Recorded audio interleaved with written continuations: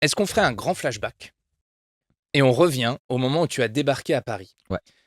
Quel serait le premier conseil que tu donnerais à quelqu'un qui, comme toi, est arrivé entre guillemets «dans la grande ville» pour commencer à vivre d'un métier artistique?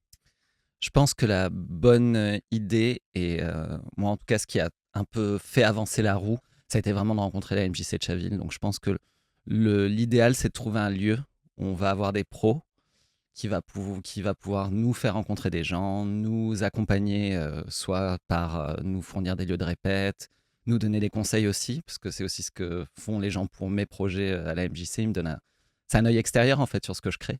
Donc je pense que c'est un bon endroit pour rencontrer aussi des homologues, d'autres Mmh. musiciens ou d'autres artistes. Ouais, se rapprocher d'une structure publique, Ouais. c'est une bonne idée. Donc en fait, aller vers l'autre quoi, Ah déjà, complètement, de je base. pense que, bah, dans nos métiers de toute manière, le relationnel humain, il est hyper important et c'est cool Instagram, c'est cool l'internet, mais on remplace pas en fait le contact, de vis-à-vis et moi je le réalise, j'ai envoyé plein de mails, mais dès que je rencontre les gens, tout change en fait, donc Complètement d'accord ouais. avec toi. Nous, on préconise toujours, dans la mesure du possible, des rendez-vous en physique, en fait. Parce que même s'ils sont pas suivis des faits, il y a un engagement avec la personne qui se crée automatiquement. Tu croises les yeux de quelqu'un, t'entends sa voix au téléphone, tu rentres déjà dans une catégorie autre que les centaines de mails qu'on reçoit par jour, toutes les sollicitations, etc. Donc aller vers l'autre, et toi, plus spécifiquement, ça s'est fait par l'intermédiaire de la MJC de Chaville. Mmh. MJC, qu'est-ce que ça veut dire? Maison de la jeunesse et de la culture, donc Super. c'est un lieu de vie, enfin moi je trouve que c'est un lieu de vie parce qu'il y a la population du lieu où il est implanté qui se rencontrent, toutes les générations, toutes les cultures qui viennent se voir pour faire de la musique, du théâtre, de la danse, aussi du sport des fois quand c'est possible. Il y a vachement d'événements qui sont organisés, de temps de rencontres aussi qui sont prévus, Mmh. donc c'est hyper Entre, important. entre public et pro, ou que entre pro, ou dans quel Entre, cadre? public et pro, Ouais, entre pro aussi, il y a vachement de. c'est bien Là, ça. ce soir, il y a le comptoir des musiciens, par exemple, qui est une rencontre pour les musiciens. Mmh. Donc, ouais, c'est hyper important. Je présume que quand tu veux rencontrer un lieu comme ça, tu toques pas juste à la porte en disant, «S'il vous plaît, achetez mon spectacle, regardez comme je suis génial», et cetera. Je présume que tu es allé là-bas pour essayer d'établir un dialogue, peut-être pour les rencontrer, comprendre quels étaient leurs enjeux. Comment ça s'est passé pour toi, le fait justement de démarcher ce lieu concrètement? Tu es allé sur place, tu as Oui, bah, demandé à rencontrer la direction? ouais, pour les rencontrer, d'abord, je les ai appelés, bien sûr, pour avoir un rendez-vous. Et l'idée, c'est d'aller montrer déjà nos compétences, ce qu'on sait faire, sans dire c'est génial, mais dire bah voilà ce que je sais faire, j'ai travaillé dans ça, j'ai fait ça. Quels sont vos besoins aussi? Et est-ce qu'on peut trouver un endroit où ça se rencontre en fait? Et peut-être des fois imaginer de nouveaux besoins aussi que Mmh. le lieu aurait en regard de ce qu'on sait faire et de notre expérience. Donc, Ouais, je pense que comme dans nos métiers, on est des créatifs, il faut être créatif aussi sur nos propositions ouais, comment dire, ouais, nos propositions professionnelles un peu, complètement. Ah au-delà du bah spectacle. complètement. Consulter, je trouve, les besoins. Ah là, Mm, c'est mm. marrant, tu nous as lancé sur un truc, enfin, on s'est lancé tous les 2 sur un truc hyper, marketing, gestion de clients, et cetera. Mais d'un autre côté, c'est bien de savoir le faire aussi, je Mm. pense, dans des métiers artistiques, de se mettre à la disposition aussi d'eux, et donc de réfléchir avec, oui, des lieux, des prestataires, tout simplement, sur ce qu'on peut faire pour eux. Et dans le Absolument. cadre d'une MJC comme celle de Chaville, qu'est-ce que tu as inventé avec eux? Enfin, comment ils ont réagi à ton appel? Comment vous vous êtes rencontrés? De quoi vous avez parlé? Parce que je me souviens au téléphone que tu m'as dit: «Je me suis aperçu qu'il y avait des ateliers à faire», des choses comme Mhm. ça. Comment ça s'est Quelle a été la suite de cette dynamique-là? Bah, nous, le point de départ, ça a été déjà un besoin de leur part d'avoir un intervenant en éveil musical. Et donc, moi, je venais répondre à ce besoin. Donc, c'était un besoin très concret. Ils avaient un manquement. Moi, j'étais là. J'avais besoin d'un taf et ça m'intéressait de donner des ateliers justement dans ce cadre-là. Donc, ça s'est bien trouvé. Parallèlement, en plus, je leur ai présenté mon projet perso, mon projet musical, qu'ils ont accepté d'accompagner en ayant écouté tout ça. Et au bout d'une saison d'atelier, j'ai réalisé en discutant à la fois avec mes boss, mes collègues, mais aussi les gens que j'avais en atelier, les parents, qui me disaient ah, il manque un peu, on n'a pas trop de spectacles pour enfants, surtout pour les tout petits. Et moi, c'était une piste en plus que j'avais envie d'explorer. Donc, on a vraiment eu la rencontre entre moi, une petite envie que j'avais qui était très personnelle, et un besoin qui vient de l'extérieur. Et je me suis dit comment je peux lier tout ça parce que on a peut-être des fois l'impression en répondant à un besoin qu'on trahit sa propre Je vois création ce ou que tu veux son. dire. Mais Mmh. je crois qu'on peut trouver toujours un espace de rencontre où Ouais, bien on sûr. satisfait notre propre recherche et notre propre envie créative, mais en même temps, on répond à un besoin qui est un peu un besoin du marché, en fait. Ouais, ouais, bien sûr. Et je crois qu'on a tout à gagner aussi, nous, en tant que créatifs, à aller un tout petit peu au-delà de ce que notre prestataire, si on peut appeler ça comme ça, mais on va dire tout simplement les gens avec qui on Mmh. travaille, si on va un tout petit peu au-delà de ce qu'ils attendent de nous. Parce qu'en fait, l'effet de surprise, il est pour le public, mais il est aussi pour les gens avec qui tu collabores finalement. C'est-à-dire que si tu as un petit peu plus de créativité, je pense que les gens avec qui tu collabores seront agréablement surpris Mmh mh. et il y a une fidélisation qui se crée aussi. Et ça, dans le domaine de l'entreprise, c'est quelque chose d'hyper précieux. C'est beaucoup plus cher de trouver de nouveaux clients que de les fidéliser. Yes. Et donc, en fait, ça marche aussi pour les prestataires finalement. Et ça s'est observé pour toi, puisque donc à la MJC, tu me le disais tout à l'heure, tu as créé un spectacle qui s'appelle Les Petites Explorations Sonores. Mmh.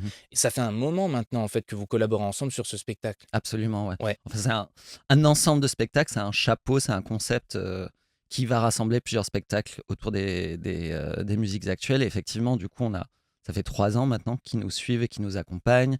Ils ont grâce à eux, on a pu avoir une aide de la DRAC Île-de-France qui ont fait une demande pour notre projet, mais en leur Mhm. nom.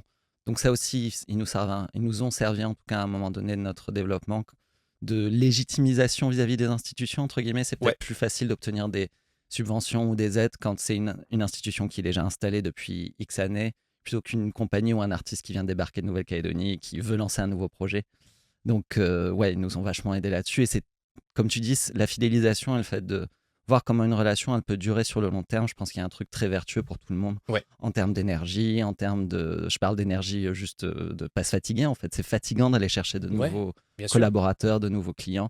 Et si on peut imaginer ensemble des choses et puis se répondre justement, je crois qu'on a tous à y gagner en fait. Et puis il y a un gros argument aussi qu'on n'évoque pas tellement ça nous semble évident, mais il y a la satisfaction publique aussi derrière. Bien sûr, Parce ouais. que si il y a fidélité et si le spectacle est régulièrement programmé, c'est aussi parce que le public en demande et Bien qu'il est sûr, oui. content. Oui, Et c'est tu vrai. as cet échange régulier avec les parents d'enfants et avec les enfants eux-mêmes pour essayer de voir, oui, où en est le spectacle, est-ce que c'est prêt, est-ce que ça plaît, etc. Mhm, oui. La question de la DRAC, elle est super intéressante et on va y revenir un petit peu plus tard parce que, Ok. histoire qu'on reste encore un tout petit peu général, mais elle est notée là et je tiens à te la poser parce que je pense que déjà la DRAC et ensuite le fait de faire une demande à la DRAC, c'est des sujets nouveaux peut-être pour les personnes qui nous écoutent. Et puis peut-être aussi que tu peux déjà commencer par nous dire justement ce qu'est ce spectacle en quelques Mhm. mots, tu vois, pour que les Ouais. gens comprennent quel est le format, à qui ça s'adresse Mhm. et en quoi du coup ça a pu intéresser une structure comme la MJC. Les petites explorations sonores, c'est un ensemble de spectacles de formules courtes, de 30 à 45 minutes, destinés au jeune public à partir de 3 ans. Donc ça varie après en fonction du type de spectacle. On a des lectures musicales d'un conte océanien. On a des concerts aussi qui sont parfois thématiques, genre Halloween ou les fêtes de fin d'année. On a aussi une comédie musicale rock. On a une sieste musicale immersive. Donc on essaye d'explorer un peu plein de concepts autour des musiques actuelles. Moi, de mon expérience, j'aime bien les spectacles pluridisciplinaires. Donc, il y a souvent du théâtre, de la danse associé à la musique, souvent aussi des dessins, parce que un de mes collaborateurs, Pierre-André Balland, lui, il dessine beaucoup. Donc, on l'utilise pour ses projections. L'idée, c'est de créer un moment de partage en famille pour que les enfants découvrent des morceaux, une manière de faire de la musique ou de créer un spectacle qu'ils peuvent partager aussi avec les parents. On essaie de faire en Bien sûr. sorte que ça réponde aux parents. Et la MJC là-dedans, nous a accompagnés en déjà nous fournissant, nous assurant pour chaque création, les premières années on faisait en moyenne 4 créations par an, où ils nous assuraient pour chaque comédien, comédienne, un cachet de répète et un cachet de représentation. On jouait une fois. L'idée c'était de pas forcément amener un spectacle abouti, mais d'amener une première version, une première ébauche qu'on allait pouvoir ensuite nous travailler de l'autre côté, enfin de notre côté. À l'issue de la première année, ils ont fait du coup une demande qui nous permettait d'avoir des résidences carrément. On a eu des semaines de résidence sur 2 spectacles qui Mhm. étaient payés. Du coup, Super. cette enveloppe a été destinée à finaliser des spectacles et des concepts qu'on avait lancés la première année. Donc on a choisi 2 qu'on a finalisés. On a fait la même chose sur la troisième année. Et du coup, ils nous fournissent des lieux de répète aussi, des lieux de résidence, la grande salle, de la technique si on en a besoin. Enfin voilà. C'est Je suis en train de penser à toutes les personnes qui nous écoutent et qui se disent: «Super, j'ai un projet, j'appelle Chaville tout de suite». ouais, c'est ça.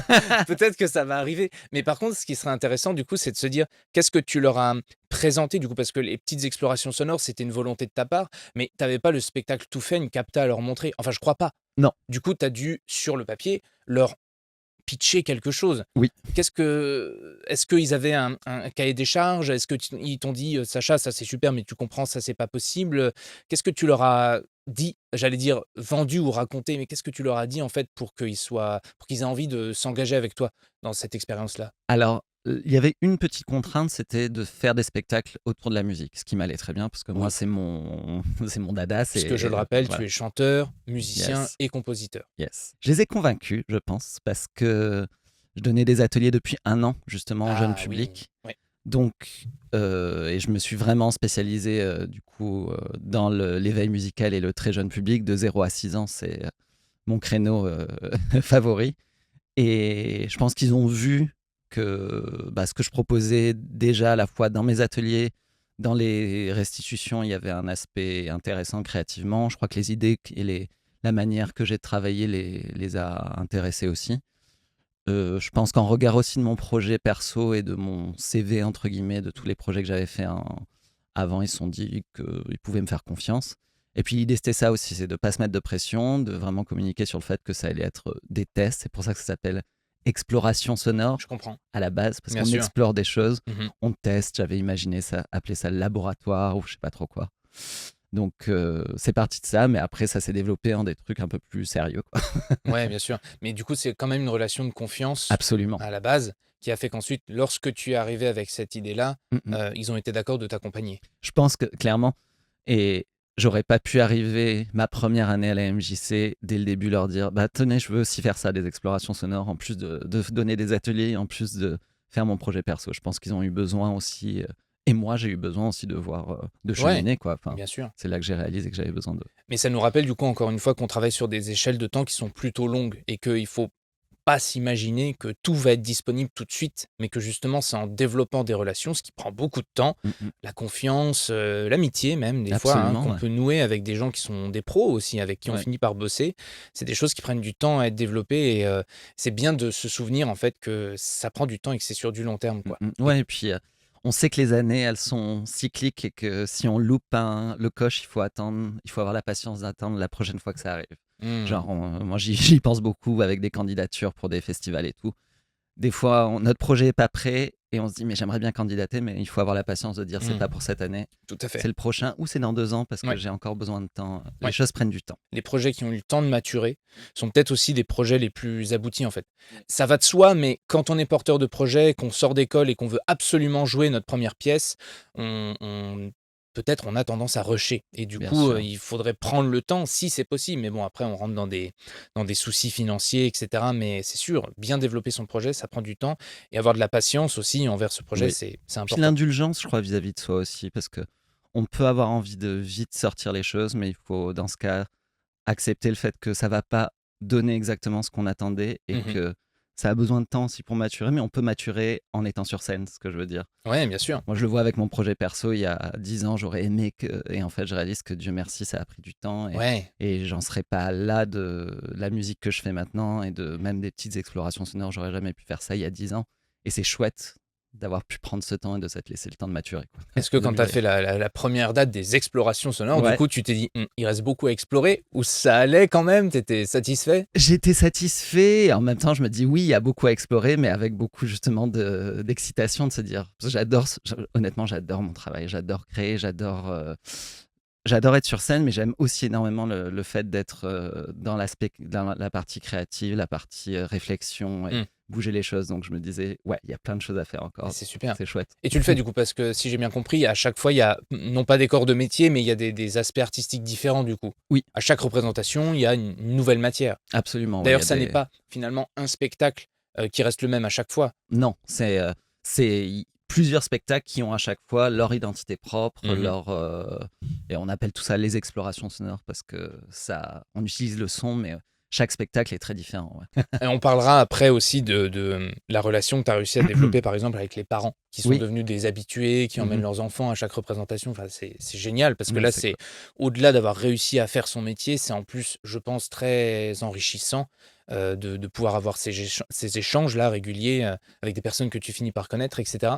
Avant ça, est-ce que tu peux nous parler un peu de cet accompagnement auprès de la DRAC que Mmh. tu as réussi à obtenir via la MJC?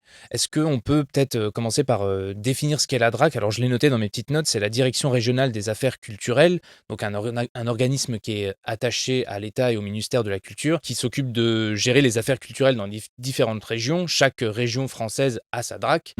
Mmh. Est-ce que tu peux nous dire comment ça s'est passé pour faire une demande auprès de la DRAC?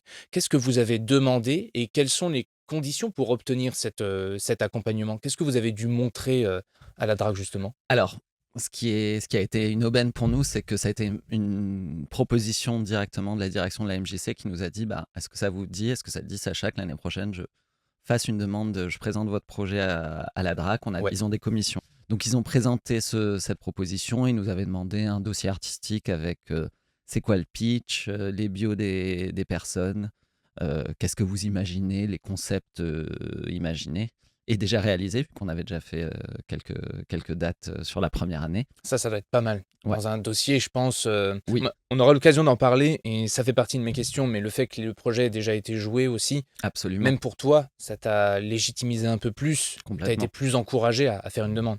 Mais du coup, très intéressant, la MJC, du coup, te propose, tu aurais pu refuser, il y a un monde dans lequel tu te serais dit non, avoir du soutien en plus, c'est pas intéressant. Bah, bah, en tout cas, je vais parler dans ce cadre-là très précis. Non, il y en avait pas. On était en plein développement. Ouais. C'était complètement enfin, comme je l'ai dit, c'était une aubaine, quoi. Je vais pas dire que c'était cohérent parce que c'était pas un dû non plus, mais ça me semblait très, ouais, très, très, très chouette d'avoir ça. Mhm. À la fois, ça nous disait que la MJC était très satisfaite Ouais. du travail. Ça nous a fait dire si la demande est acceptée que, eh ben, au niveau des institutions, on a l'impression que c'est solide ce qu'on fait, donc ça nous donne confiance dans l'envie de continuer à les faire et renforcer le travail qu'on avait déjà commencé. Mhm. Et qu'est-ce que vous leur avez demandé à la DRAC? Qu'est-ce qu'on demande à la DRAC? Est-ce que c'est purement financier? Est-ce qu'il y a de la visibilité, du soutien matériel? Là, c'est purement financier. Ouais, c'est une enveloppe de quelques milliers d'euros et puis après, je pourrais pas vous donner les plafonds, mais c'est là on avait, je crois, 5 000 € qui étaient récupérés par la MJC, mais alloués à nos projets.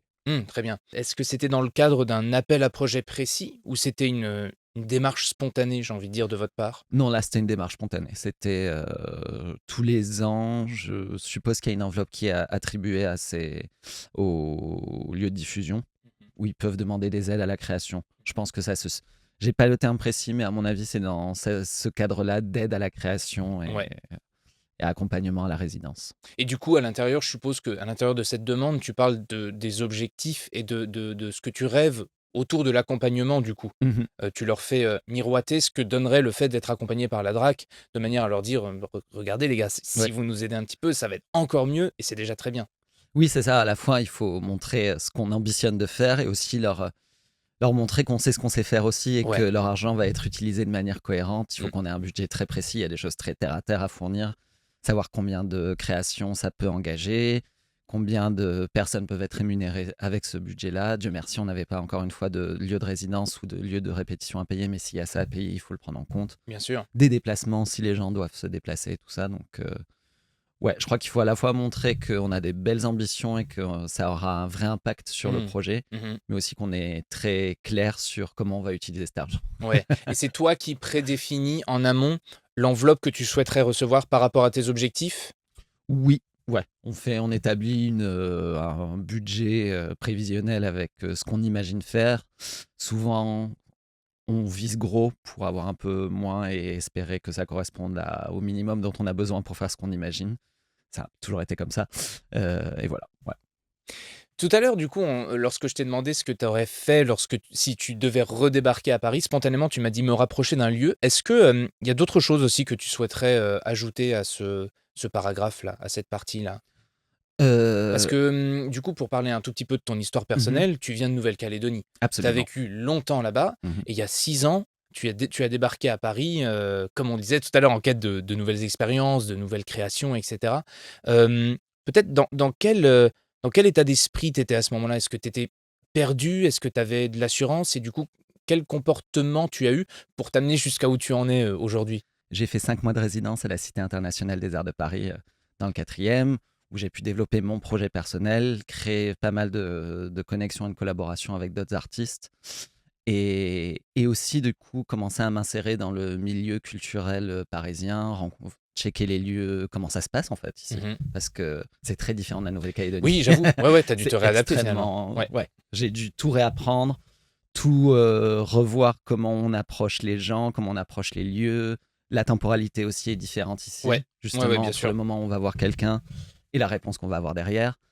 Donc, mon état d'esprit, c'était, bah, ayant hâte de rencontrer plein de choses et de faire plein de choses, j'étais très excité, mais aussi un peu perdu. Parce que par quel bout on prend ça, en fait? Est-ce Ouais. que je dois commencer à jouer des concerts ou rencontrer du monde? Comment ça se passe, en fait? Donc, je crois que le plus important, c'est ce qu'on a dit déjà tout à l'heure un peu et c'est un peu dans l'idée de rencontrer un lieu, c'est de parler avec le maximum de personnes, en fait, qui sont dans ce cas-là, Mmh. d'aller rencontrer des artistes, sortir voir des concerts, parler avec les artistes ou voir des spectacles si on est des danseurs ou quoi, et prendre toutes les petites bribes de sagesse qu'il y a autour de nous. Et je crois qu'il faut être très humble, très ouvert d'esprit et de manière générale être dans une posture de je veux apprendre Mmh. plus que je sais comment je dois faire les choses. Ouais, ouais, ouais. Mais je te demande ça parce que c'est le cas de beaucoup de gens Mm, qui mm. débarquent, d'ailleurs que Paris et qui viennent s'installer, Oui, à «la grande ville» entre guillemets pour y faire de l'art, que ce soit dans la musique, dans les arts, de la scène, aussi. absolument. Mais, de nombreuses personnes, arrivent à Paris sans savoir véritablement par où commencer. Mm. Et un conseil que je donne de plus en plus quand je rencontre des gens qui veulent s'inscrire dans des cours, dramatiques et cetera, ce qui est une très bonne idée sur le papier, c'est de commencer immédiatement en fait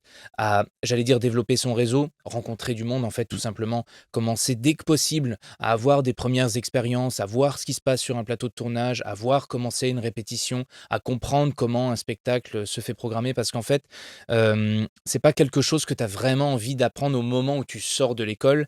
Parce qu'il faut beaucoup, beaucoup de temps pour maîtriser tous ces aspects-là. Donc le plus tôt, en fait, voilà, comme toi, Complètement. tu rencontres des gens, tu noues des partenariats, enfin, tu noues des relations, le mieux c'est véritablement. C'est ça, oui. Et puis le milieu évolue, hein, de toute manière. Donc, Mmh. c'est bien de se tenir à jour. Il y a 10 ans, on communiquait pas de la même manière sur nos spectacles. Les enjeux, les réseaux sociaux n'avaient pas autant de poids et tout. Donc, C'est et vrai, constamment, tout évolue. Maintenant, il y a des choses comme l'IA qui arrivent, qui vont, tout à qu'on fait. le veuille ou non, impacter notre manière de travailler, nos métiers. Donc, il faut, je pense, constamment être aux aguets, échanger avec du monde, les pros, voir un peu ce qu'ils ont à dire. Et puis voir comment ça résonne aussi avec soi et comment c'est cohérent avec notre projet.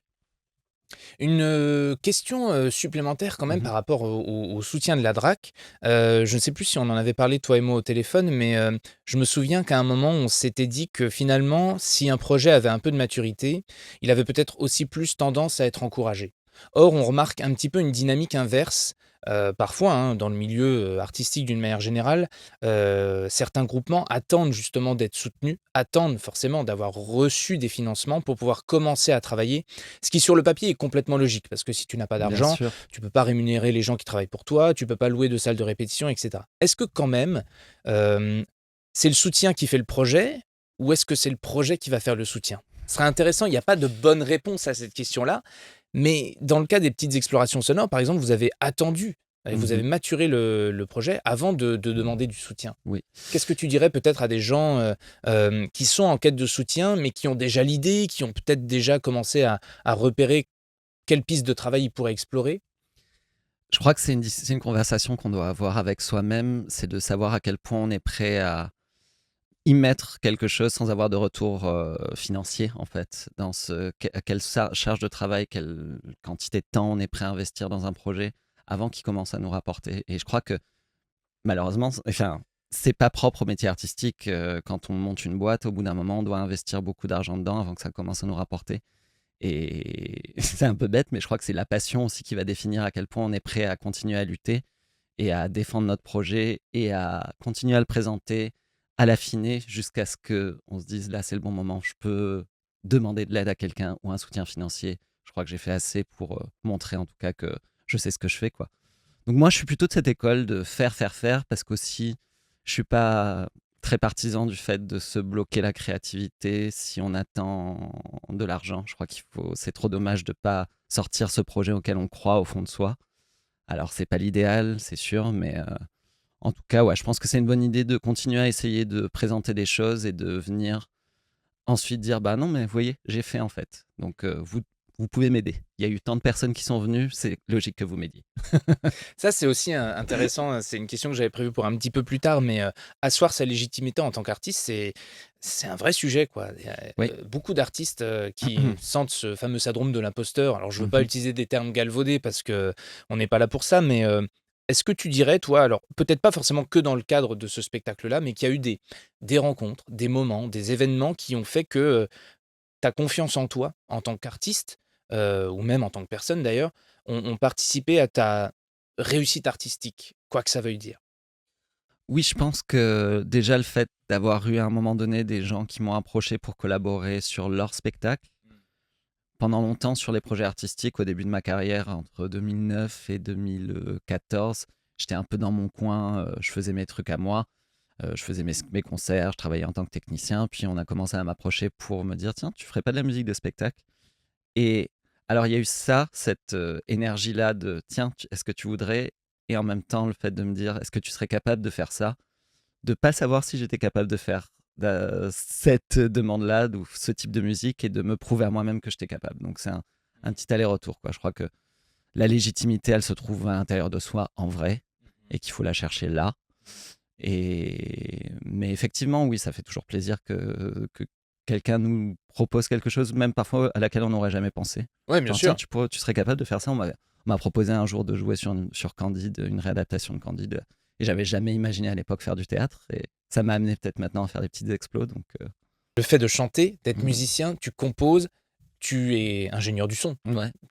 Tu peux le faire, enfin, tu es formé presque même pour Ouais, ça. ouais, Tu as été, régisseur général sur un festival de musique, Mhm, c'est bien ça? c'est Est-ce ça. que tu fais des ateliers, Ouais. du coup, d'éveil, musical? D'autres choses qu'on ne saurait pas? Enfin, tu pas encore comédien, mais ça ne saurait tarder, ou Bah, alors j'ai tu fait l'as un déjà peu, été? j'ai déjà joué dans quelques pièces en tant que comédien. J'ai aussi dansé en tant qu'interprète dans une pièce de danse contemporaine. Ouais, c'est déjà pas mal. J'ai écrit un one woman, j'ai coécrit un one woman show avec une amie. Euh, ouais, je crois que c'est déjà bien. Tout ça. Et c'est super intéressant. Quelle partie de cette activité que tu as aujourd'hui, tu dirais, provient d'activités antérieures? Tu vois ce que je veux dire? Comme une arborescence, c'est-à-dire que tu aurais rencontré quelqu'un sur un projet, ça a ensuite donné autre chose, ce même projet t'a donné autre chose ailleurs.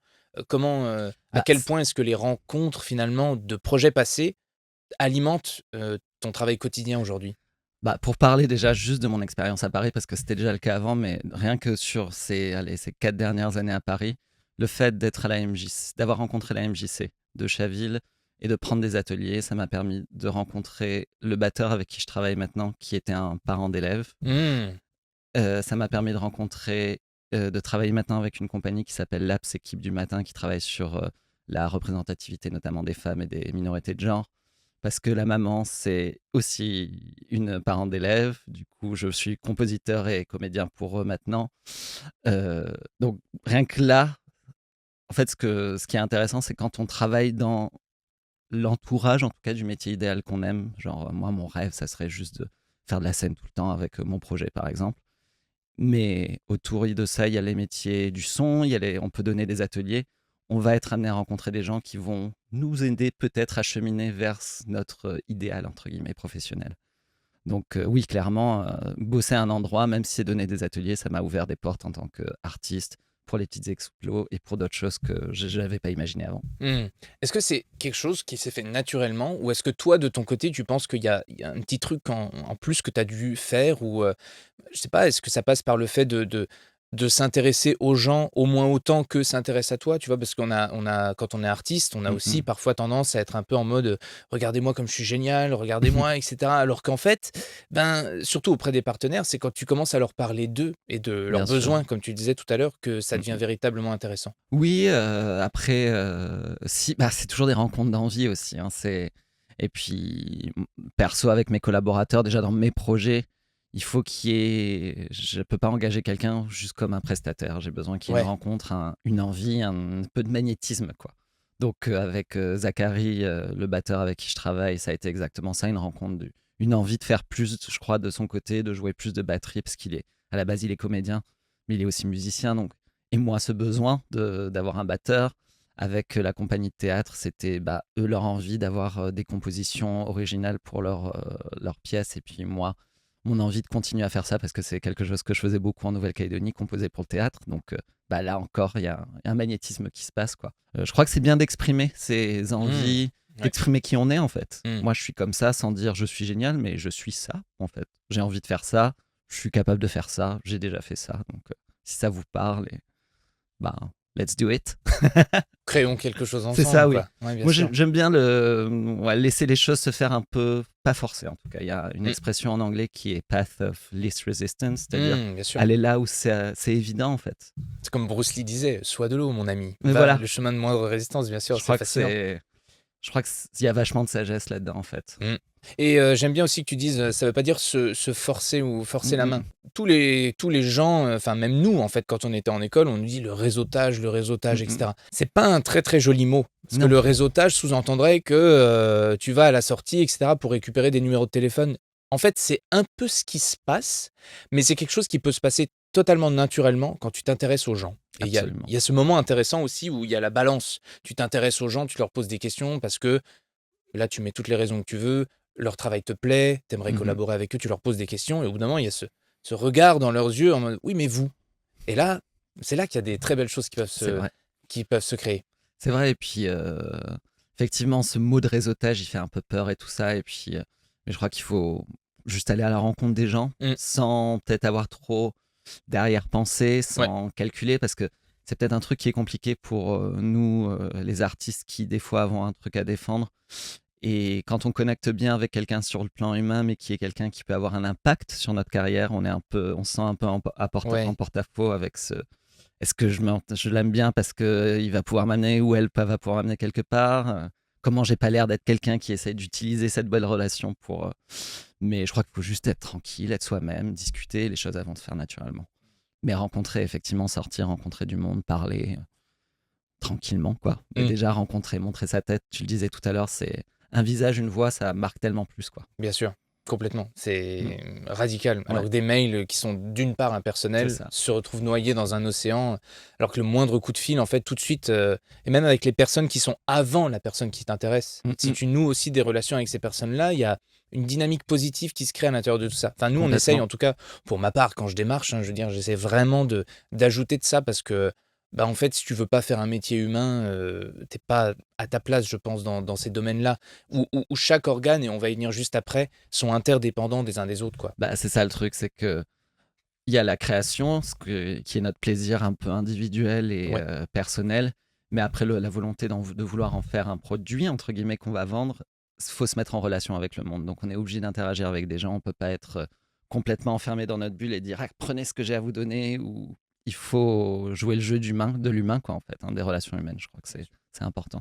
On enchaîne, entre guillemets, sur le fait de vivre de la musique. Parce que je pense que c'est un vrai questionnement.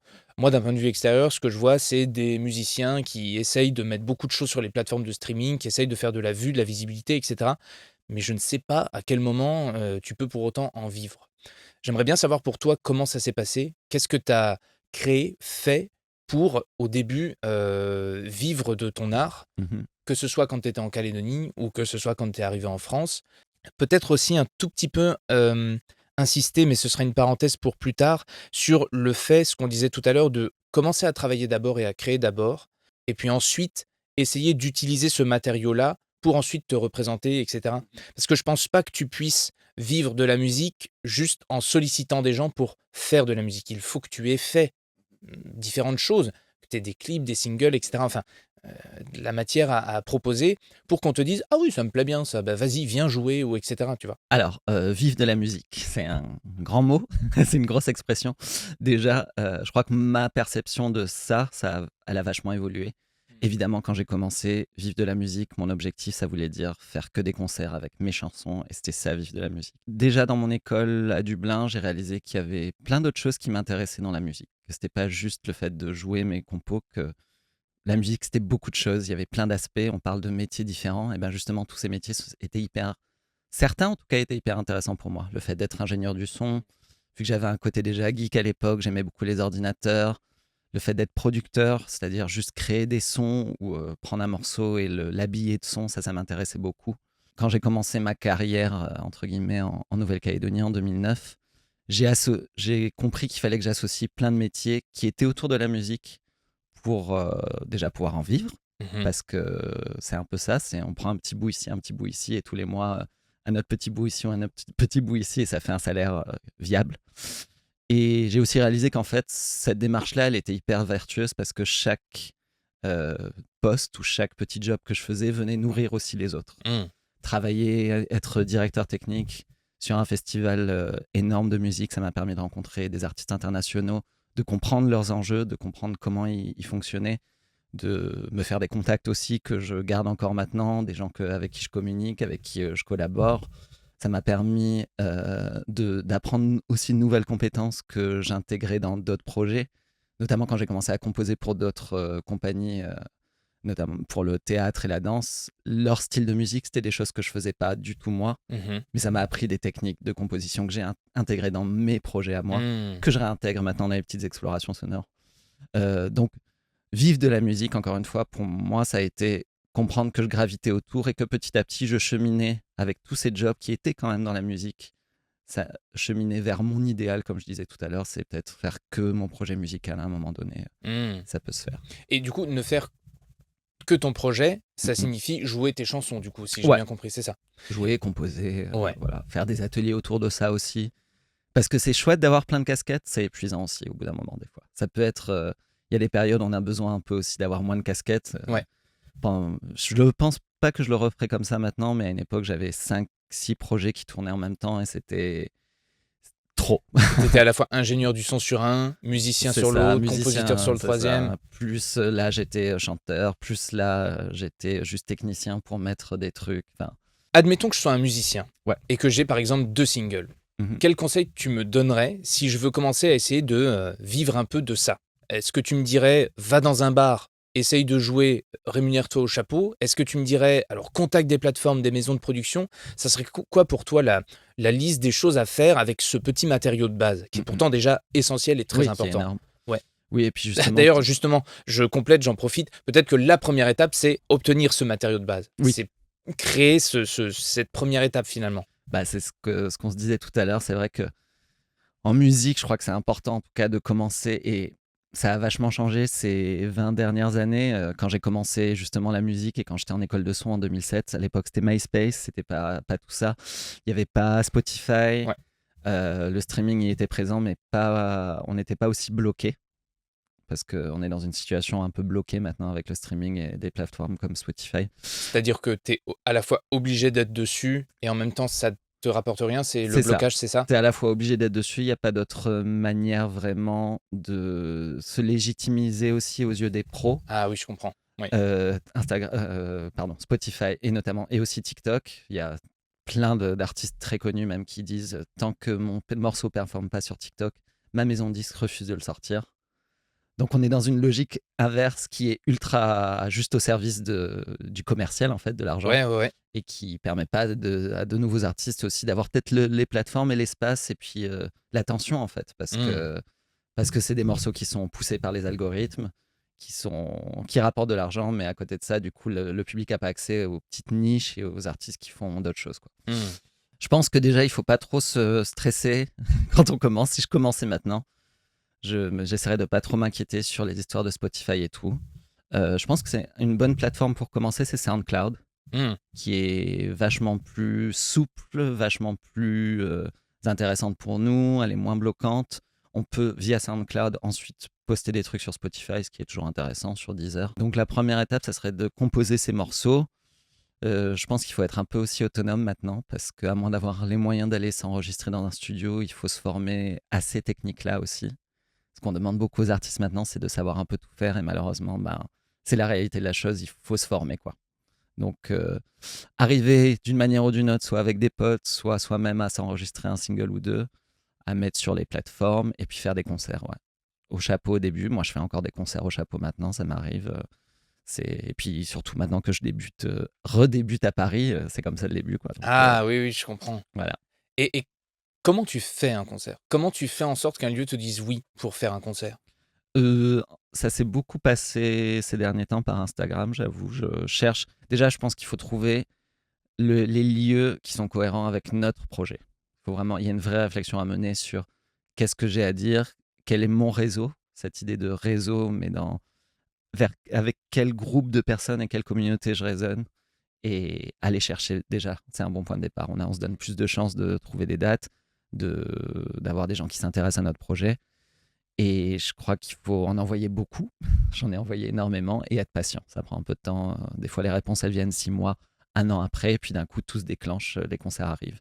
Et ça vaut le coup d'aller rencontrer les gens Et oui, dans les effectivement. bars, d'aller là-bas avec soit sa petite carte de visite, sa petite tête et dire hi. C'est important Ouais, c'est top. Enfin, c'est top quand c'est suivi quand ça d'effets, bien marche. sûr. Le démarchage, hein, de toute façon, c'est une étape qui est à la fois pénible et en même temps Mhm, complètement obligatoire. Si tu démarches rien et que personne ne sait que tu existes, tu peux rien faire du tout, quoi. c'est ça. Et toi, du coup, à la sauvage sur Instagram, quoi. Oui. Démarcher des lieux, leur dire Mm. coucou. Des bars, Je vois comment dire, je vois que vous correspondez à ce que je raconte dans mes chansons ou Absolument. ouais, Bah, là, pas mal de lieux queer, justement, en leur disant bah, moi, je suis un artiste queer de Nouvelle-Calédonie. Je pense que je sais que l'aspect néo-calédonien, c'est un peu unique en métropole. ouais. Je pense pas que les métros connaissent beaucoup d'artistes calédoniens ou connaissent beaucoup notre esthétique et notre culture, forcément. Donc, c'est aussi un point d'accroche. Ouais. Et oui, bah voilà, je leur dis voilà ce que je fais. J'ai bien sûr mon dossier qui est prêt avec mon dossier artistique dans Google Drive, avec des photos, des vidéos, mes liens d'écoute. Ça, Mm. c'est hyper important de Ouais. créer son dossier artistique bien proprement. Il y a plein d'outils hyper simples pour les créer. Qu'est-ce Euh, que tu mets dans ce dossier artistique? des jolis visuels déjà, de la bio et une description du projet pour que les gens captent bien ce qui se passe. Ouais. Des liens vers mes plateformes d'écoute, mes réseaux sociaux.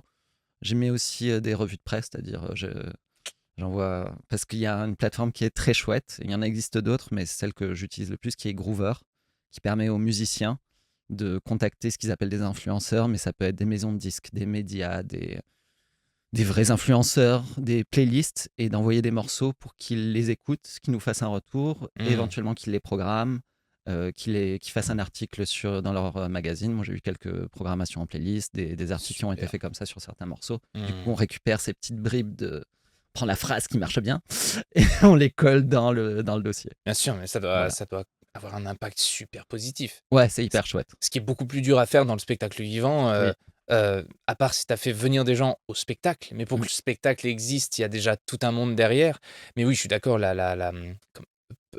pas des preuves, mais oui, des recommandations, des avis, en fait. Oui, c'est Très ça. important à mettre en avant. C'est l'équivalent de la presse, mais sans la presse classique, quoi. C'est ça. Et puis là, on peut même avoir des magazines connus qui répondent s'ils répondent Mmh. et qui nous font des avis. Donc ça fait toujours des petites phrases un peu, légitimisantes, si on veut. Ouais, donc c'est marrant, c'est comme si tu avais fait un PDF où il y a à la fois ton CV, en même temps ton projet, Complètement. tout à l'intérieur de C'est ça. exactement ça. Je mets aussi ma fiche technique parce que, ben, Je mesure 1,60 m si vous voulez ma fiche technique. pas moi, mais du spectacle. Ouais.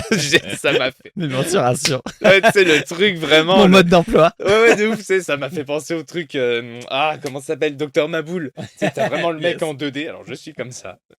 Mon foie est là et cetera.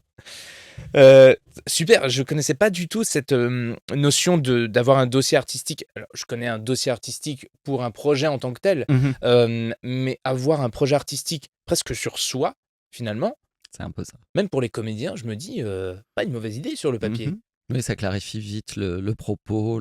Ah oui, ça c'est pour moi, ça c'est pas pour moi. Enfin, je pense que vis-à-vis des pros, ils savent tout de suite si ça leur correspond ou pas, quoi. Et on en parlait dans l'épisode, précédent à propos de la diffusion justement, que le rôle de l'organisme de diffusion, c'était justement de faire en sorte que les pros puissent aller au raccourci. De faire en sorte qu'ils puissent immédiatement savoir si c'est pour eux, pas pour eux. Et plus tu nourris leur imaginaire avec des visuels, de la presse, avec une fiche technique, mais qui permet Ouais. du coup de se représenter dans quel genre de lieu ça peut passer, Mmh. pour quel type de public c'est. Tu leur prémâches le travail et je pense que plus c'est simple pour eux qui reçoivent une quantité pas possible de sollicitations, plus ça leur semble aussi simple de te dire oui du coup. Oui, je pense que on a envie de se dire, ça prend c'est pas si important, mon petit dossier ou mon esthétique dans le dossier et comment je le pense, mais en fait, c'est hyper important. Il faut que les liens, ils soient facilement accessibles, que Ouais, ça soit clair. Les personnes, comme tu dis, elles ont pas le temps, en fait. Elles reçoivent plein de dossiers, donc si elles galèrent déjà ou elles savent pas où elles doivent cliquer, ce qu'elles doivent lire, c'est pas la peine, en fait. Il faut prendre le temps de limite, moi, je mets des petits doigts pour dire: «Il y a ici, c'est il faut cliquer». Ah non, mais exactement ce que obligé. j'allais dire. Il faut, hein. Exactement, trop Faut marrant. faut mâcher, faut tenir la main des gens Ouais, parce bah, qu'on est dans ouais. cette société-là, hein, du De clic, clic, clic, l'immédiateté, donc bien sûr.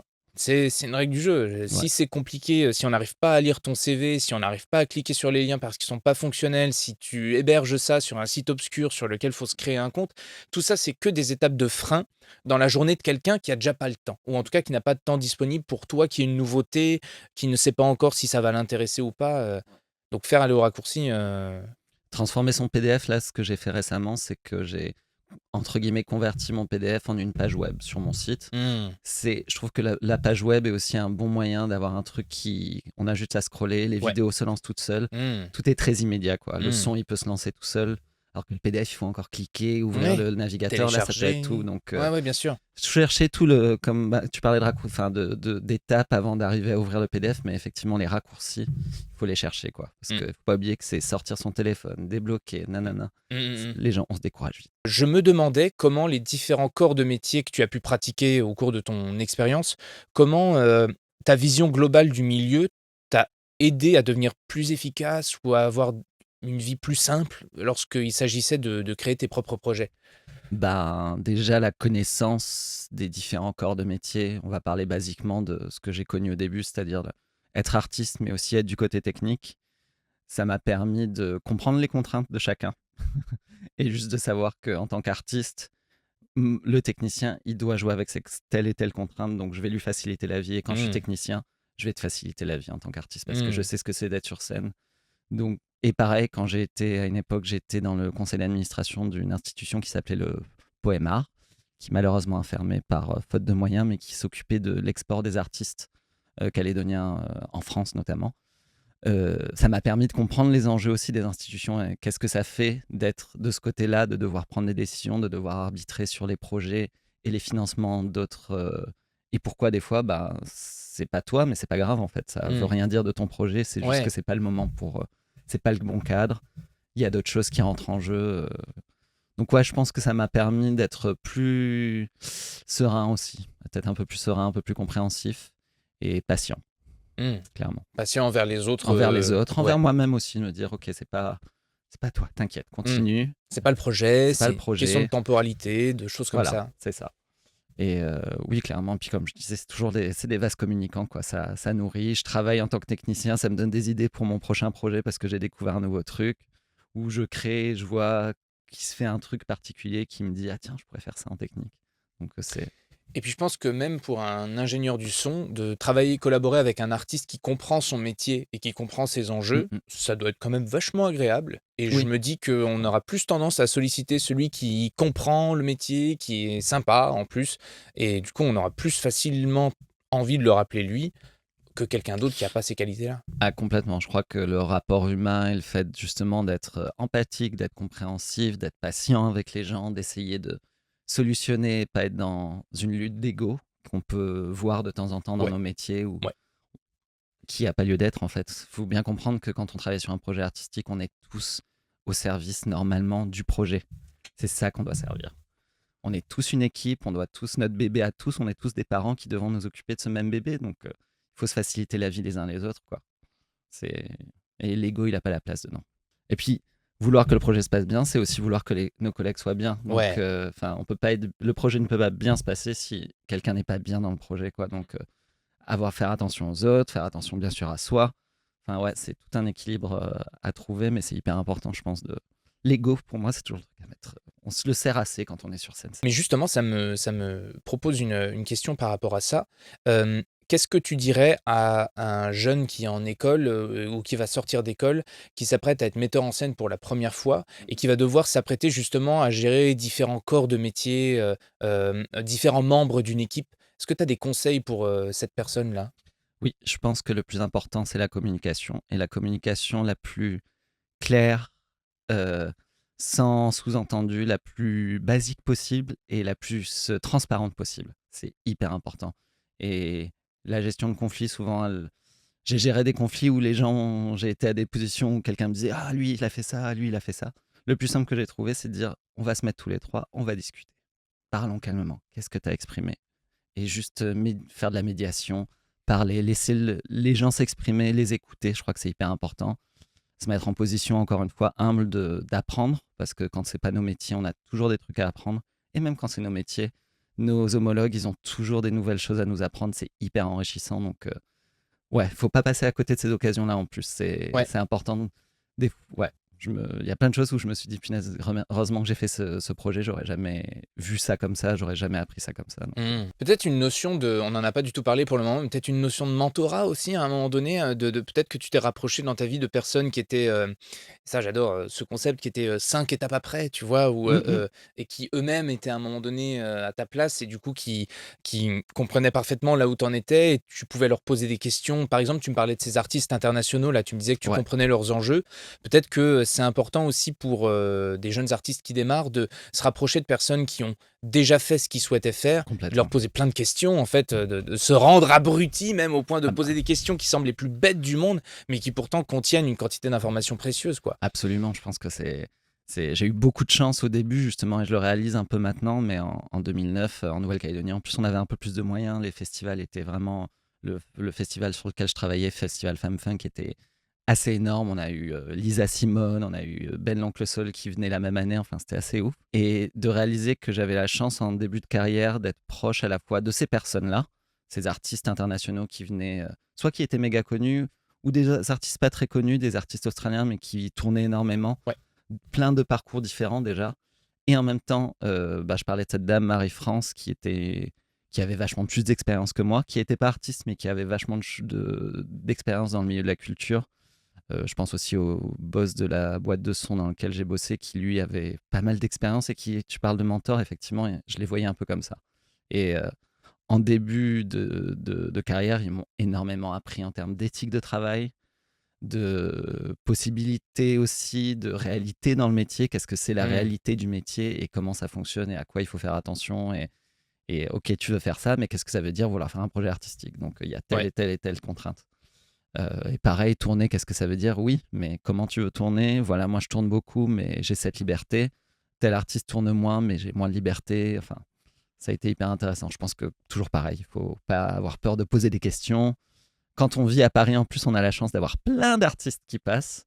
Euh, Moi, j'ai pu le faire sur une petite île perdue au milieu du Pacifique à Paris ou même en métropole en France ou en Europe de manière générale. C'est facile d'aller rencontrer des gens qui ont de la bouteille, quoi. J'enchaînerais bien en fait avec, le fait que tu aies travaillé, auprès du jeune public parce que tu vas me confirmer ou m'infirmer le truc, mais je pense que travailler pour du jeune public, c'est pas du tout la même chose que de travailler pour du tout public. Clairement. Quelles sont les différences entre le fait de préparer un projet pour du jeune public ou du tout public? Hmm. Là, je t'en ai donné pour 4 Ouais, heures, ouais, j'en ai ouais. bien C'est bon. conscience.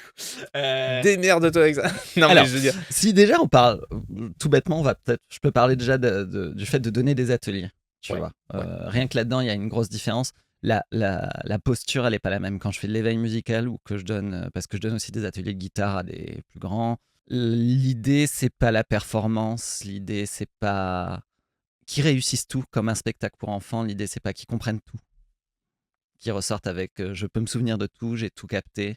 L'idée, c'est de leur donner une sorte de push ou en tout cas une inspiration à aller plus loin, à Mmh. garder peut-être juste, tiens, pendant un atelier, on a fait de la guitare, du piano et tout, mais le seul truc que je retiens, c'est que j'ai adoré le piano. Et ben, top. Mmh. Donc, vas-y, cherche ça de ton côté ou on explorera ça plus longuement plus tard. C'est de leur donner des petites fils à tirer qui vont pouvoir ensuite ramener chez eux et continuer de tirer avec leurs parents ou Mmh. tout seuls dans leur tête. Ouais, pas trop un objectif, finalement, plus le fait de passer du temps ensemble, d'être à leur écoute et de oui, comme tu disais, de générer entre eux, de mettre de petites étincelles, quoi, Ouais, c'est que le truc, c'est que nous, en tant qu'adultes, c'est vachement précis, c'est vachement cadré. Là, il y a la musique, il y a le théâtre. Quand je fais ça, je fais de la musique. Quand je fais ça, je fais pas de la musique. Mais pour eux, idéalement, ils ont aucune notion de ce qu'est ou n'est pas musique et c'est parfait, justement. Donc, c'est amener j'aime bien les amener à trouver en eux ce qui les passionne. C'est pas de leur dire, bah tiens, ça c'est de la musique. Je leur fais essayer plein de choses et quand ça résonne pour toi, et ben très bien. Trouve ton individualité. Je crois que dans nos spectacles, j'essaye d'amener ça aussi, que tout le monde puisse trouver un endroit où il se retrouve, quoi, qui résonne. Et comme je te dis, c'est pas forcément sur tout, mais ça peut être genre, tiens, telle situation, ça me parle, tel personnage, je sens qu'il a un enjeu qui me concerne. Voilà. Est-ce que, si quelqu'un, s'apprêtait à se lancer dans des ateliers avec des enfants, tu aurais des conseils pour lui, peut-être par rapport à à comment se comporte ce type de public, j'allais dire, mais nous, on a eu l'occasion de faire pas mal Ouais. d'actions culturelles là pendant le festival et on a vite compris que, ne serait-ce qu'entre les différences d'âge, il y avait différents, j'ai pas envie de dire comportements parce que ça sous-entendrait qu'ils sont tous réglés pareil, ce qui n'est pas le cas, mais il y a différents réflexes, Mhm. différentes manières d'aborder le travail, différentes manières de les faire voyager aussi Mm. en fonction de leur âge. Est-ce que tu as pu observer ça, à l'intérieur de ton travail? Ah ouais, complètement.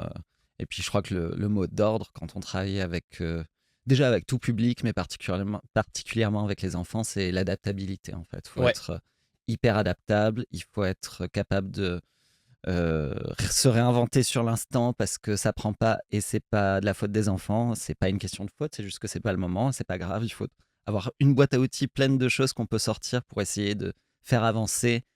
Bien sûr, dans une direction, parce qu'on a besoin d'un cap quand même. On peut pas arriver et se dire, bah, on verra ce qu'on va faire. Il faut un cap parce que les enfants, ils ont besoin de sentir qu'on va quelque part. Mais il faut pouvoir, voilà, réagir assez vite. Il y a des imprévus des fois, il y a des choses qui se passent, des accidents qu'il n'y a pas avec des adultes, par exemple, mais qui viennent intégrer et viennent, comment dire, jouer sur notre manière de mener l'atelier. Tout bêtement, un groupe d'enfants, je peux pas le laisser tout seul, alors qu'un groupe d'adultes, s'il y a un problème, il faut que je trouve la manière d'occuper le groupe d'enfants pendant que je m'occupe d'un autre enfant. S'il y a un groupe d'adultes, il y en a un qui doit sortir, bon bah il sort, quoi. Ouais, tout à fait. C'est... Mais ça paraît bête, mais ça joue vachement sur notre manière de penser les ateliers, Mmh. le rythme qu'on leur donne et tout ça. Mmh. Oui, une forte attention finalement sur tous les membres du groupe, surtout Absolument, ouais. lorsqu'ils sont pitchouns. Nourrir leur imaginaire, les emmener vers quelque chose, ça je crois que c'est une notion très importante parce que autant peut-être qu'un adulte, tu peux lui donner pour objectif de réussir sa gamme à la guitare, autant je pense que l'enfant, si tu accompagnes ça d'un peu de rêve et de créativité derrière et pas juste d'avoir un objectif technique, mais plus un objectif imaginaire, il est déjà 2 fois plus partant Complètement. vers l'objectif, même s'il est, purement arbitraire et immatériel, tu vois? On s'en fout en fait. Mm, Les enfants s'en foutent, mais complètement. mais dans le bon sens du terme. Ils ont, comme tu as dit tout à l'heure, ils ont, si possible, heureusement, pas encore de notion de cadre, Mm, et mm. cetera. Donc plus tu leur donnes du rêve et de l'imagination, plus ils vont être partants, quoi. Oui, et puis je crois que le plus important, c'est de leur donner du sens. Nous, en tant qu'adultes, on est capable de faire des choses pendant des heures sans sens. Alors que les enfants, il y a pas de meaning derrière, de sens, et ils comprennent pas pourquoi ils font la chose, c'est impossible de les intéresser. Faut qu'il y ait du sens dans les choses qu'on leur propose. Si je dis aux gosses, faites-moi toutes les notes et que je leur explique pas pourquoi, ou si je leur donne pas un enjeu supplémentaire de Ouais, jeu ouais. ou d'imagination, comme tu dis, ça va pas prendre et c'est normal en fait. C'est absolument normal. Mais c'est pareil sur les spectacles, c'est qu'il faut, je crois qu'il faut être inventif, il faut pas prendre les enfants, il faut pas essentialiser les enfants comme ils sont tous comme ça et on peut rien faire avec eux, ou on peut faire peu de choses avec eux, on peut faire beaucoup de choses avec des enfants. On peut leur proposer beaucoup de choses et d'imaginaire. Et encore une fois, de mon expérience d'enfant, je me rappelle voir beaucoup de films et de spectacles que je comprenais pas complètement, mais il y avait peut-être 10 minutes qui me restaient et qui me restent encore jusqu'à maintenant. Donc avoir confiance que ils vont choper des choses. Ils vont prendre des choses. Et s'ils n'ont pas compris un truc, ils reviendront voir le spectacle et c'est tant mieux pour nous. Peut-être qu'il y a un truc qui change aussi entre le jeune public et le tout public, c'est aussi la capacité à interagir, qui est Mhm, beaucoup plus naturelle et beaucoup plus pressante chez les enfants. Je ne bien sais pas sûr. si tu as l'occasion de l'observer toi avec les petites explorations sonores. On est loin de la convention lorsqu'on joue Ah pour des oui. enfants et c'est d'autant plus satisfaisant presque. Alors, faut pas qu'il y ait de débordement, Mhm, mais d'un autre côté, ça crée des moments magiques et même ça alimente le spectacle dans une direction. Est-ce que toi, quand tu fais les petites explorations sonores, vous avez alors vous avez un cap, bien sûr, je présume, mais est-ce que vous avez aussi des petites plages de liberté sur lesquelles vous vous dites: «Ah bah, ce moment-là, on va pouvoir, les faire réagir, composer avec eux, si on sent qu'il y en a un qui est particulièrement excité par, tel bruit de piano, on va en rajouter après pour voir si la dynamique prend dans le groupe». Est-ce que vous avez des moments comme ça? Absolument. Mais avec les enfants, les moments d'interactivité ou d'adresse on se dit, bon, bah, on va essayer ça là, ou là, s'il se passe ça, on peut faire ça avec eux, clairement. Et puis, c'est ce qui marche souvent très bien, quoi. Enfin, et c'est normal aussi, c'est que, encore une fois, nous, en tant qu'adultes, on s'est mis toutes ces Oui. conventions et tout ça. Eux, ils viennent, c'est un espace comme un autre. Oui, c'est un peu plus sombre et tout, il y a des lumières, mais pourquoi je parlerais pas aux gens qui sont devant moi? Et ouais, en fait, why not, quoi? Je pense que c'est quelque chose à presque, alors anticiper le fait que ça va se passer, Il faut. mais peut-être aussi toi, à l'intérieur de ton projet, anticiper les moments où tu vas pouvoir le faire, tu vois? Absolument, ouais. Et puis au début, ça peut être un peu perturbant quand on n'est pas habitué, mais justement, quand on comprend comment Mmh. et c'est quoi les leviers et ce qui va fonctionner, ce qu'on doit ne pas dire pour pas que ça réagisse. S'il y a des moments où on veut pas que ça réagisse aussi, parce que c'est important à ce moment-là, il faut pas qu'il y ait d'interaction, on reste loin de telle ou telle forme d'adresse ou quoi. Ouais. Mais effectivement, après, on en joue, on se dit, bah là, c'est sûr, ça va réagir, donc faisons-en quelque chose. Et comment tu fais, si c'est possible, à l'intérieur d'un spectacle pour enfants, de faire en sorte que les adultes y trouvent quand même leur compte aussi? Ben, Est-ce que c'est quelque chose qui se fait naturellement parce que ce qui plaît à un enfant potentiellement peut plaire à un adulte? Ou est-ce que toi, tu as vraiment une cuisine interne ou une cuisine en amont lors de la phase de créativité, de création, pour faire en sorte que cet objectif, si c'est un objectif, soit atteint? Je pense que l'idée de se rapprocher de thèmes dans nos spectacles qui sont contemporains, qui sont dans l'actualité, il y en a un où c'est sur un robot, un scientifique ou une scientifique, mais on aborde le thème de l'intelligence artificielle dedans. Je pense que c'est intéressant parce que à la fois c'est des termes que les enfants vont beaucoup entendre, on les symbolise de manière très, comment dire, pas grossière, mais très claire avec un robot. Quoi de plus clair qu'un robot pour l'intelligence artificielle? Et en même temps, c'est des enjeux qui sont très présents dans la tête des parents aussi. Donc on joue un peu sur ces deux tableaux, de faire des petites blagues pour les parents par-ci par-là, aborder les thèmes de manière sérieuse aussi. Un truc que je voulais absolument au début des petites explos, c'était de dire, si on aborde des choses qui sont un peu scientifiques ou quoi, je veux qu'on reste dans l'exactitude scientifique. Voilà, on peut faire rêver avec la réalité et Ouais, la vérité de la science en fait. bien sûr. Donc C'est d'autant plus fort oui, c'est d'aborder des d'autant plus. sujets sérieux et complexes et de les rendre, comment dire? Préhensibles, C'est ça. par Ouais. des enfants. Ouais, et puis magique aussi. Parce Ouais. que moi, je trouve ça magique, la physique, je trouve ça incroyablement magique, quoi, la physique du son et tout. Donc, comment on peut et faire rêver les enfants et potentiellement faire rire et renseigner un peu les parents aussi, parce que on met des petites graines de savoir, entre guillemets, ou d'informations sur les termes qu'on aborde, que je me dis j'aimerais bien apprendre quand, si j'y connaissais rien. Ouais. Voilà. Ouais, ouais, grave, carrément. Surtout dans la physique qui est Ouais. très, obscure et en même temps passionnante une fois que tu Ouais. mets le pif dedans. Et puis, on s'en sert tous les jours. Il y a un truc que tu as fait pour faire évoluer ton spectacle qui peut peut-être être Ouais. intéressant pour d'autres porteurs de projets, c'est d'échanger régulièrement avec les publics. Alors, Mhm. les enfants d'une part pour avoir leur ressenti, mais aussi les parents du Oui. coup. En quoi est-ce que cet échange t'a renseigné toi pour faire évoluer ton spectacle? Les parents, ils ont plein de sagesse à nous partager en sortie de spectacle. Et puis, ce qui est chouette, c'est qu'à la MJC, à la suite de chaque spectacle, on a un petit rendez-vous dans le café pour justement échanger autour de ça. Donc, l'expérience a été très positive. Donc, c'est chouette d'avoir eu des retours de parents qui nous disaient nous, on est contents, on a hâte de revenir. Et puis, aller plus loin, en fait. En gros, c'était ça. Je crois que le Aller plus message que loin? j'ai retenu, c'est ah non, mais continuez comme ça et aller plus loin dans cette exploration. Nous, on veut plus de trucs comme ça et plus de. Donc, ça nous a conforté dans l'idée qu'on était dans la bonne direction et que notre proposition, elle parlait, tout simplement. Donc, ça a permis de continuer à se faire confiance Ouais. et à s'amuser encore un peu plus, tu vois. Pour un peu parler aux créatifs qui nous écoutent, Mm, mm. toi, tu es quelqu'un qui, dont la créativité l'importe plus que la technique qu'il y a derrière. Oui. Et ça, c'est vachement intéressant parce que ça donne la perspective, la sensation que pour créer, on n'a pas besoin d'être un as ou d'un instrument, ou d'un logiciel, ou d'une technique, etc. Comment tu abordes justement ce travail créatif? Et tu m'as dit une phrase très belle tout à l'heure, je préfère jouer de la guitare en me disant tiens, j'aime bien ce qui se passe, plutôt que de savoir exactement comment placer mes doigts, etc. Je trouve ça très intéressant pour les créatifs qui nous écoutent. Perso, en plus, ayant commencé la musique, entre guillemets, tard, dans les standards habituels, j'ai pas commencé, comme je disais tout à l'heure, à 4 ans, et j'étais pas Mozart à 4 ans. J'ai commencé ça à 21 ans, alors que j'étais parti dans des études ultra scientifiques. Euh, j'ai tout de suite compris que ce qui m'a plu dans le fait de prendre une guitare et de gratter, c'était de vouloir créer des choses, d'écrire des chansons. Donc, je me suis demandé comment je peux aller plus vite là-dessus, hein. Comment je peux accéder plus vite à ma créativité sans devoir apprendre à jouer, tanin, placer mes doigts, me faire mal aux mains, parce que j'ai tout dans ma tête, mais je suis frustré que mon enveloppe corporelle, elle m'empêche de le faire en fait. Je crois qu'en théâtre, c'est pareil, tu le diras, je crois que le plus important, c'est déjà le petit push du début, l'envie, et puis, ouais, pas trop se stresser sur des histoires de virtuosité. Et c'est marrant parce qu'on parlait de ça pour le théâtre et Oui, on parlait aussi de ça pour la publicité de son spectacle sur les réseaux, figure-toi, avec ouais, une fille qui s'appelle Virginie et qui travaille dans la communication des compagnies sur les réseaux sociaux. Et on lui pose la question à un moment donné de savoir comment faire du bon contenu, etc. La chose qu'elle nous a répondu spontanément, et je trouve que ça s'applique beaucoup à nos métiers, c'est n'attendez pas que ce soit parfait.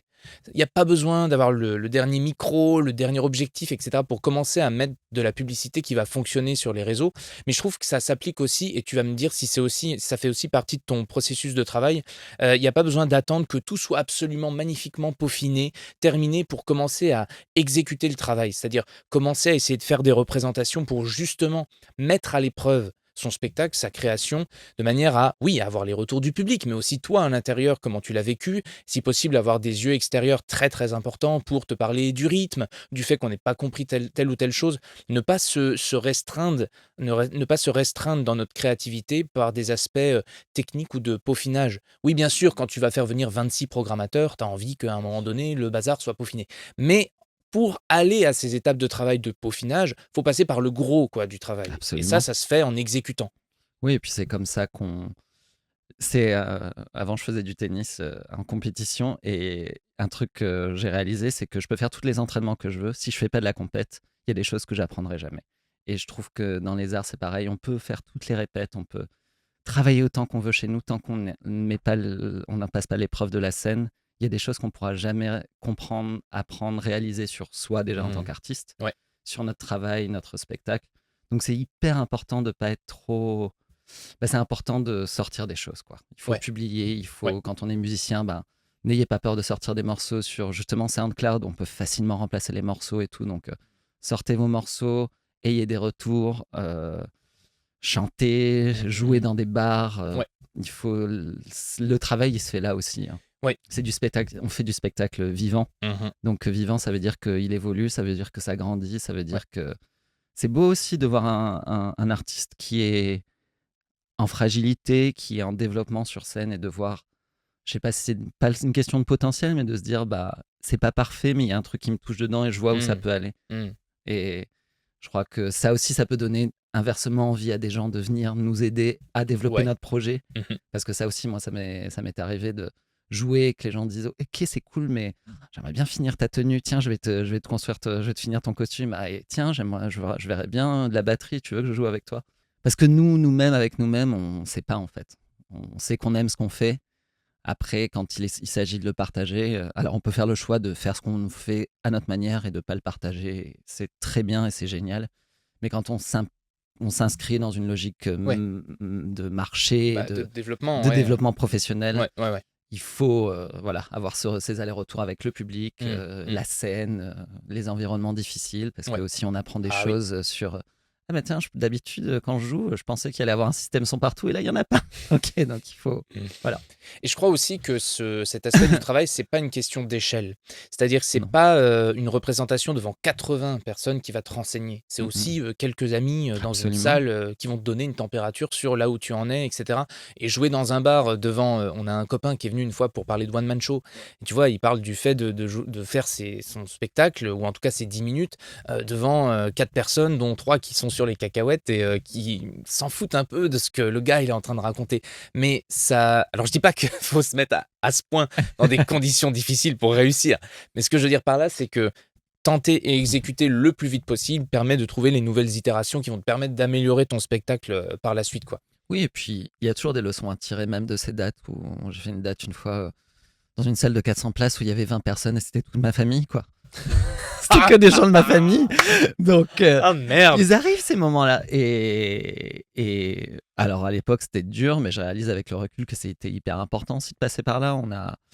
Ça témoigne aussi de choses que j'aurais dû faire en amont Mmh, qui sont pas liées peut-être à la qualité artistique de ce que j'avais à faire. bien sûr. C'était plus lié à la qualité de ma communication et un aspect plus administratif. Donc, on a toujours des trucs à apprendre. Est-ce que tu aurais un dernier conseil à donner à un chef de projet ou quelqu'un qui sort d'école sur un aspect dont on n'aurait peut-être pas parlé encore, que ce soit sur la musique, sur le fait de mener des projets dans le spectacle vivant, ça peut être quelque chose de purement administratif comme quelque chose qui te paraît essentiel qu'on n'a pas abordé, Un truc que je dirais, parce que je suis pas très très bon en administratif, donc il faut le savoir quand même. C'est pas là où je suis le plus brillant. J'ai des gens qui m'aident, qui m'épaulent. Je travaille avec des compagnies pour gérer les parties administratives. On avait bossé ensemble à une époque parce que c'est pas ma spécialité. Donc, soit de très vite d'ailleurs ouvrir son asso, parce que j'ai réalisé qu'en métropole, pour pouvoir demander des aides, il faut que l'asso ait 1 an oui, d'existence. Donc ça, c'est vrai. j'aurais dû le faire il y a longtemps. Je l'ai fait que récemment, donc j'attends. En attendant, je suis encore dans cette période-là. Donc à n'importe qui, je dirais, lancez votre asso. Au moins, ça c'est fait, c'est prêt. Même si elle n'est pas utilisée, bah, elle sera là le jour où vous en aurez besoin. Et un peu comme tu disais tout à l'heure, attendez pas d'avoir besoin de certaines choses pour les développer. Il faut commencer à développer ça comme avant. Attendez pas d'avoir votre projet ou votre pièce finie pour lancer votre Instagram de la compagnie. C'est maintenant qu'il faut le lancer. Attendez même pas de commencer à l'écrire en fait. Il faut tout préparer. Le plus tôt c'est mis en place. En plus, les trucs un peu relous, le plus on se facilite la vie après. Mmh. Puis tout ça en plus, ça reste des démarches qui sont gratuites. En Donc plus, ouais, franchement, c'est ça gratuit. Maintenant que tout se fait en ligne, c'est génial, quoi. Sacha, merci beaucoup. Merci à toi, Merci à toi, Corentin. vraiment, c'était un plaisir d'échanger. On a parlé de plein de choses Ouais, et j'ai l'impression qu'on a fait un très bon tour de plein de sujets différents. Moi, je m'attendais à parler juste des enfants, comme je te le disais tout à l'heure, du travail avec les enfants et en fait, tu as eu tellement de métiers, d'expériences différentes, de contacts différents qu'aujourd'hui tu es vraiment complet quoi, dans le bon sens du terme, même s'il nous reste toujours des choses à apprendre. Où est-ce qu'on peut te retrouver Sacha, prochainement? Alors sur ton site internet site internet. www.sachamakesmusic.com. C'est ça. Tu vu? Je te fais ton jingle Trop quand bien. tu veux. Yeah! Mais, tu es en concert le 12 juin, je crois? C'est ça. Dans l'acrobranche de Chaville, dans la forêt. Et puis, il y aura d'autres dates l'année prochaine, de petites explorations sonores à Compiègne, au théâtre à moustache. Et puis, encore une date d'exploration sonore à la MJC de Chaville, et ça sera le 4 octobre, ça. Mmh. Et Voilà. après vous recontinuez la MJC? Ça va se poursuivre ou? Bah là, l'idée, c'est quand même de. Là, on a créé pendant 3 ans. Moi, le rythme, enchaîner les créas, là, je pense qu'on est bon. On a 7 spectacles dans notre besace. Donc, l'idée Ouais. maintenant, c'est plutôt d'aller les diffuser hors de la MJC. On a bien tourné à la MJC. Si on revient, on revient. Mais de plutôt diffuser à l'extérieur, en France, à Paris, Mmh. ailleurs. Merci beaucoup Sacha. C'est moi qui te remercie. À très bientôt. À très bientôt.